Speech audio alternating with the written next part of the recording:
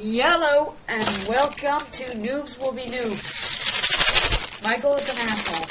So, we are going to talk about the Marvel Cinematic Universe We today. can talk about that. Yep. So, there's lots of big plans with the Marvel Cinematic Universe. There's Phase 1, and there's Phase 2. Now, Phase 1 is already over. It Nerd. involved such superheroes as Captain America, Nerd. the Hulk, Thor, Iron Man, and Black Widow, Hawkeye, all those guys. So, Yeah, and They he calls in- him hot guy. yeah, I know. Hot girl and hot guy. So, I don't know if I say hot guy because he's Hawkeye. Anyways, so you have Iron Man 2, Thor, Captain America, First Avenger, and then you have the Incredible Hulk, right? So, the Cinematic Universe Phase 2 is the idea that you can put them back together with a new member. So, in Phase 2, you have Iron Man 3, you have Thor the Dark World, Captain America Winter Soldier, then you have Guardians of the Galaxy and Ant-Man. Ant-Man's personally one of my favorite superheroes. He's going to be an Really? amazing movie. Oh yeah, Michael, he's great. I've never seen it. Guardians of the Galaxy is going to be another interesting movie Have you because... ever read Guardians of the Ghoul? Oh my god. So... Have you? No. It's, It's a pretty good movie. oh my god, you can't read a movie. But, anyways, so... This Marvel Cinematic Universe Phase 2 with the Guardians of the Galaxy is going to be interesting because it was made by two very famous comic book artists in 2005. And it was originally a different Guardians of the Galaxy with a couple of the original members, but this team that they're doing in the movie is comprised of Rocket Raccoon, Quasar, Star-Lord, Groot, and Adam Warlock. Adam Warlock And nerds. is an interesting combination in this because he's an interesting character. He started, I think, in the Kree Skrull War. I'm pretty sure not. But anyways, he's an interesting character because he has the power to bring people in and out of his soul gem inside of his mind. Oh my god. And that is oh my god, shut up, Michael. Can you talk a little bit quieter? That is a keystone of his powers. So yeah, in a minute we're gonna check out all of the new movies in Marvel's Phase Cinematic Universe Phase 2, y'all. So, in the meantime, I just need to let you know that Michael's an asshole. There may be a little bit of swearing. No, But anyways, not. Okay, so Iron Man 1. Iron Man 1 was the beginning of the cinematic universe. It was the first movie to come out. It was based on Obadiah Stane, and it came before number 2, let's just say that. Okay? So that was a major turning point for the Marvel Universe, where it picked itself up. Iron Man 2 was a good way to introduce Nick Fury right after the Incredible Hulk. You saw him at the end of the credits scene in Iron Man 1, but Iron Man 2 is the first time you actually see Nick Fury for a long time, and it also introduces the Black Widow, which is a major part of the Avengers. But Iron Man in Phase 2 has Iron Man 3. So Iron Man 3 is based on the Extremist storyline, where Tony Stark invents a nanotech serum of his version of his armor.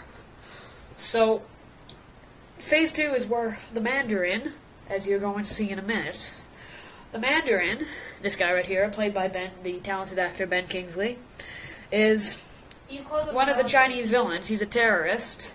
In this, they're making him more high-tech than in the comics, but Mandarin was a very high-tech supervillain, and he's going to be fighting Iron Man in this one. He's going to be teaming up with our good friend Iron Patriot here, who in the comics... Patriot isn't good.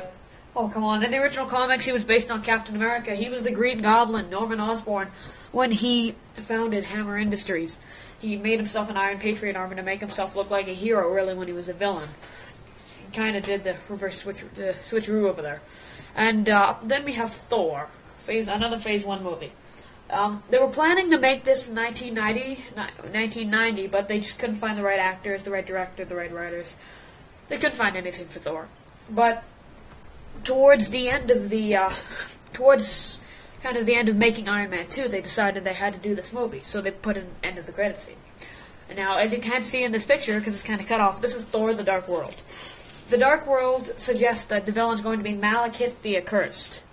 He's one of the Dark Elves of Alsenheim or something like that, where Thor has to go and fight him to get the Casket of Winters, as he's in number 1. Then the Incredible Hulk, right now, there are no definite plans for the Incredible Hulk movie, and another one.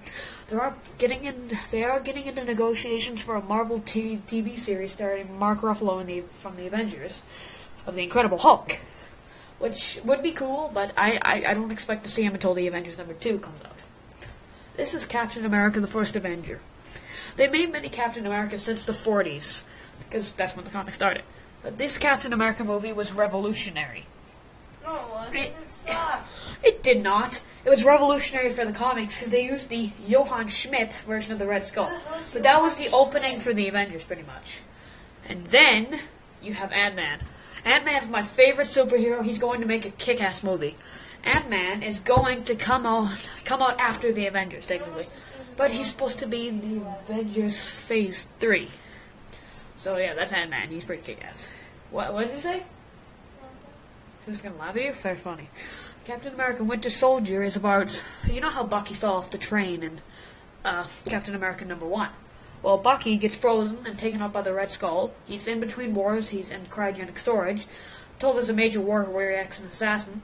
And then Captain America has to hunt him down in this one and capture him. Now this is Le Piece de Resistance, coming right before the Avengers. Oh my god. This is Guardians of the Galaxy. So, this movie is a turning point for comics. Because it's the first time they've used basically a team that was made after the 70s, no, let's say after the 80s, into a comic book movie. It's going to be major. It's going to be a great movie.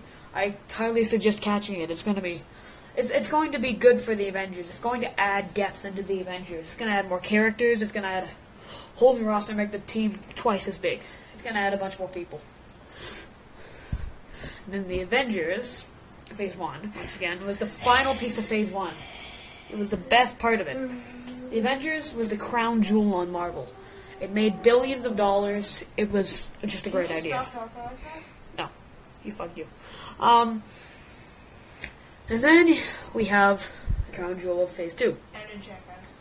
The Avengers number 2. And a jackass. Yes, and Jackass, Michael. Avengers number 2 is going to be a great flick. It's going to have Guardians of the Galaxy, Ant-Man, the original Avengers team. And maybe there may be a couple added surprises they may add in there, such as Black Panther Don't talk or the about Submariner. that. People don't want you to spoil it. Well, I'm not spoiling it. It's just I don't think so. But I think the best person to play Black Panther would be Wesley Snipes. Thank you for watching our special Noobs Will Be Noobs nerd broadcast by Jacob on... By Jacob, not by Michael. Yeah, not by Michael on Marvel Phase 2. Thank you.